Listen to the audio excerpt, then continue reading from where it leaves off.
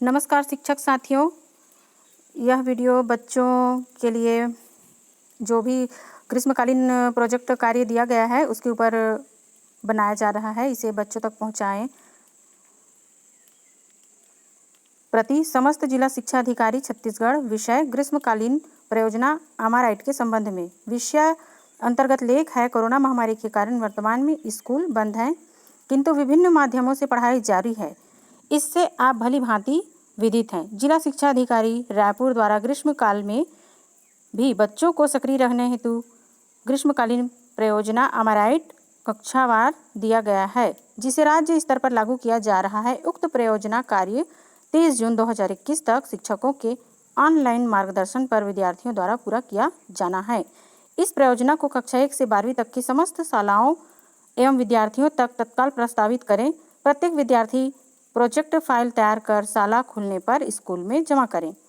शाला स्तर पर मूल्यांकन किया जाएगा, जिसमें ए, बी एवं सी श्रेणी पर अगले सत्र के आंतरिक मूल्यांकन कर अंक सूची प्रगति पत्र में अंकित किया जाएगा।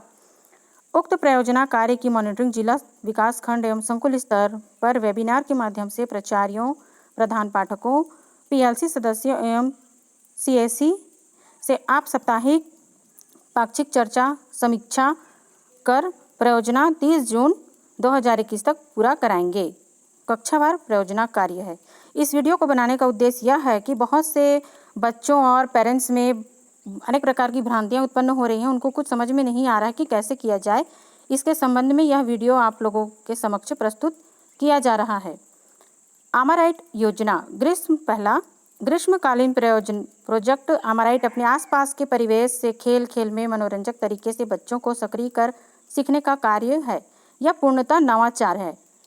आमाराइट का अर्थ आई एम राइट का छत्तीसगढ़ी खेल का अपभ्रंश है, जिसमें पहले गांव के बच्चे चांद की रोशनी में आंख बंद कर क्रमशः क्रॉस रेखा को पार करते हैं। क्रमशः क्रॉस रेखा प्रत्येक रेखा को पार करने के पश्चात साथी खिलाड़ी से पूछते हैं। आमाराइट पूरी रेखाओं को पार करने के पश्चात विजेता बनते हैं। इस प्रोजेक्ट को पूरा करने के लिए इसमें छात्रगण, माता पिता, पालक की सहमति और उनके सहयोग से इसको पूरा करेंगे। सकारात्मक सोच के साथ कार्य की योजना है। कौशल विकास शोध आधारित कार्यक्रम है जो जीवन से जुड़े हैं। घर से ही पारिवारिक सहयोग से कार्य करना है। छत्तीसगढ़ की सांस्कृतिक एवं परंपरा से जुड़ी परियोजना है। चयन एवं प्रतियोगी परीक्षा के लिए उपयोगी है। कक्षानुरूप स्तर की गतिविधियां सम्मिलित की गई हैं। सभी शिक्षकों एवं बच्चों को प्रोत्साहित कर धरातल से जुड़कर कार्य करना है। नए कार्यक्रम जोड़ सकते हैं, परंतु बहुत लंबा ना हो। यह परियोजना में पाक्षिक समीक्षा की जाएगी।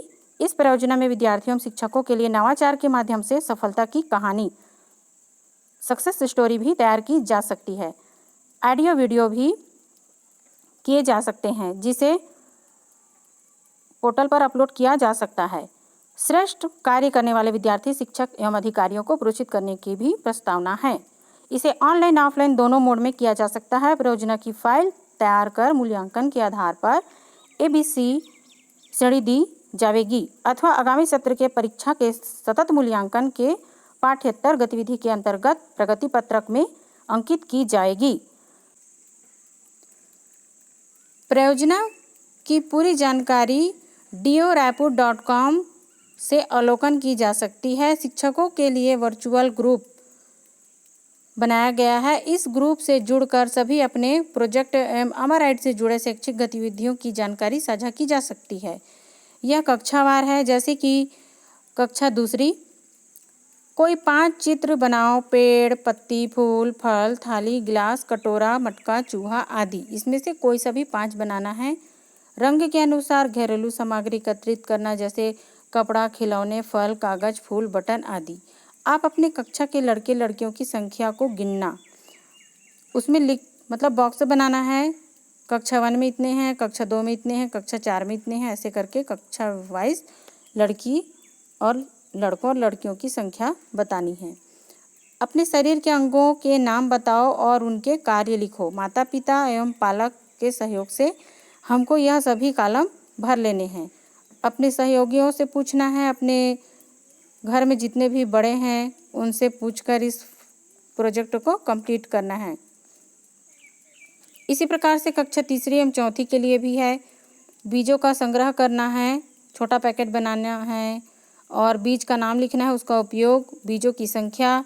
जैसा कि हमने बीज लिया है धान का, तो धान क्रमांक 1 बीज धान। उपयोग चावल बनाने का, बीजों की संख्या जो भी 10-15 डाल सकते हैं।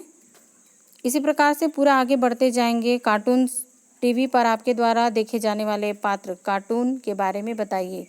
तो बच्चे कुछ भी देख सकते हैं, ज़्यादातर अक्सर कार्टून देखते हैं, तो उसमें उनको कौन सा पात्र पसंद है उनको उसका नाम लिखेंगे, सीरियल का नाम लिखेंगे और उन कैरेक्टर से क्या सीखते हैं ये लिखेंगे। तो ऐसे ही करके विभिन्न प्रकार की जानकारियाँ दी हुई हैं कक्षा वाइज। जैसे 5वीं क्लास आ गया तो 5वीं क्लास में भी सामग्री का चयन करना है, जो घर के आसपास पाए जाते हैं घूमने वाले, उन सामग्रियों के बारे में उनको लिखना है। ऐसे करते करते पूरा आगे बढ़ते जाना है। और जो कोविड-19 से संबंधित प्रश्नोत्तरी है उसका भी उनको अपने सहयोगियों से घर में चर्चा करके पूरा करना है।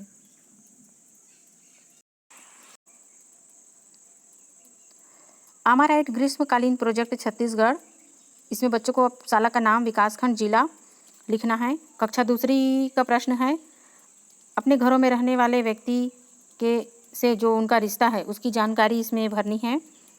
5 पशुओं के नाम और उनके आहार लिखने हैं, जैसे शाकाहार, मांसाहार। जैसे गाय है तो गाय घास खाती है, भूसा खाती है, शाकाहारी है। इसी प्रकार से और जानवरों का भी लिखना है। अपने शरीर के 5 अंगों के नाम बतावें और उनके काम छोटे छोटे शब्दों में लिख देने हैं। जैसे हाथ से हम लिखते हैं, खाना खाते हैं। कक्षा दूसरी का 6वां प्रश्न, इसमें भी अपने ग्राम पंचायत के पंच, सरपंच और उनके परिवार की सूची बनाना है अपने वार्ड के। तो अपने घर के जो वरिष्ठ हैं उनसे बच्चों को चर्चा करके इसको भरना है। इनमें से किन्हीं 5 का रंगीन चित्र तैयार करें। इसमें जितने भी दिख रहे हैं, वृक्ष, घर, मटका, मछली, जहाज, गाय, चूहा, आम, घोड़ा, इसमें से बच्चों को जो भी पसंद है अपने पसंद से उनको छांट के चॉइस करके 5 वस्तुओं का चित्र बनाना है। तीसरी कक्षा में भी प्रश्न के आधार पे बच्चों को अपनी जानकारी इस पर रखनी है। बरसात के मौसम में आपके बाड़ी में बोए जाने वाले बीजों के नाम। तो बरसात में जो जो लगाते हैं, खीरा लगाते हैं, मक्का लगाते हैं, फल्ली, तो ये सब लिख सकते हैं। जैसे डोड़का, सेम, कुम्हड़ा, लौकी, ये सब की जानकारी हम बच्चों को दे सकते हैं। हिंदी और अंग्रेजी में दिनों के नाम, तो एक साइड में हिंदी, एक साइड में अंग्रेजी में दिनों के नाम लिख सकते हैं। कक्षा तीसरी के लिए उपलब्ध प्रश्न,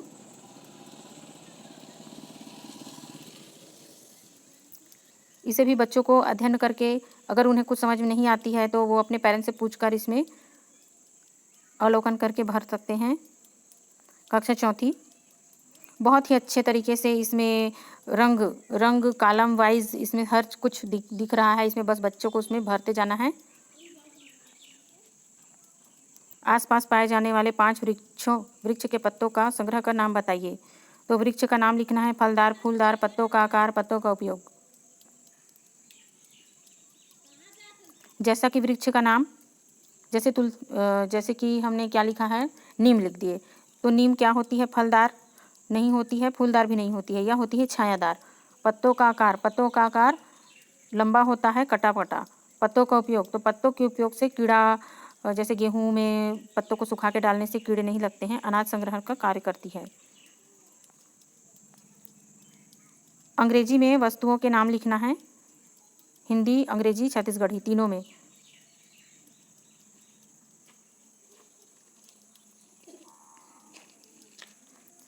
जैसे कि इंग्लिश में मेट बोलते हैं और हिंदी में चटाई बोलते हैं और छत्तीसगढ़ी में क्या बिछौना ऐसी कुछ बोलते हैं। तो ऐसा अपने क्षेत्रीय लोकल भाषा का उपयोग करते हुए लिखना है।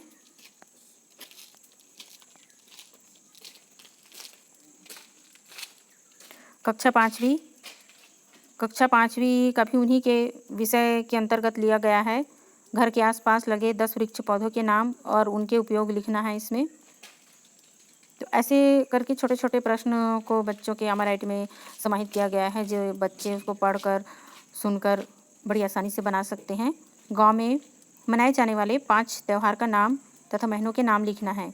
जैसे रक्षाबंधन हो गया तो ये भादों में, सावन के लास्ट में भाद पक्ष के फर्स्ट दिन में होता है। दीपावली हो गया अमावस्या को होता है। तो ऐसे करके उनको माह के नाम लिखना है, अंग्रेजी में और हिंदी में। यहाँ पर जो चित्र दिख रहे हैं इनके नाम हिंदी, इंग्लिश और छत्तीसगढ़ी में लिखना है। जैसे निम्नलिखित चित्रों को देखकर उनके अंग्रेजी, हिंदी, अंग्रेजी व छत्तीसगढ़ी में नाम लिखिए। जैसे कि यहाँ पर एक फल का पेड़ दिख रहा है, केला, बनाना। हिंदी में इसको बोलते हैं केला, अंग्रेजी में इसको बोलते हैं बनाना और छत्तीसगढ़ी में बोलते हैं केरा। और जैसे जूता है तो हिंदी में इसको बोलेंगे जूता, इंग्लिश में बोलेंगे शूज़ और छत्तीसगढ़ी में बोलते हैं पन्ही। तो इसी प्रकार से बच्चों को हिंदी, इंग्लिश, छत्तीसगढ़ी तीनों भाषाओं का उपयोग करते हुए इसको फिलअप कर लेना है। इसके बाद कोरोना से शरीर के किस अंग को कोरोना ने सबसे ज़्यादा प्रभावित किया है और उसके लक्षण तथा उपाय को बताते हुए प्रभावित अंग, लक्षण और उपाय को बच्चों को अपने से बड़ों से के साथ डिस्कस करके, चर्चा करके भरना है। कक्षा 5वीं में भी मांसाहारी जंगली पशुओं, पक्षियों के नाम लिखना है, शाकाहारी पशु पक्षियों के नाम लिखना है। ये बहुत ही आसान है, इसे बच्चे बड़ी आसानी से कर सकते हैं। इस वीडियो को बनाने का उद्देश्य यह था कि बहुत से पेरेंट्स और बच्चे बार बार क्वेश्चन कर रहे थे कि इसको कैसे किया जाए, तो बड़ी सरल शब्दों में मतलब इसको बच्चों तक पहुंचाने का काम कर रहे हैं। और आप सभी शिक्षक साथियों से निवेदन है कि इसे अधिक से अधिक बच्चों तक पहुंचाएं ताकि उनको समझने में थोड़ी सी आसानी हो सके। धन्यवाद। और चैनल को सब्सक्राइब कराएं क्योंकि इसमें अभी पढ़ाई से संबंधित और बहुत सारी वीडियो अपलोड होने वाली हैं। आगे की अपडेट उनको मिलती रहे, इसलिए चैनल को सब्सक्राइब करें। Thank you.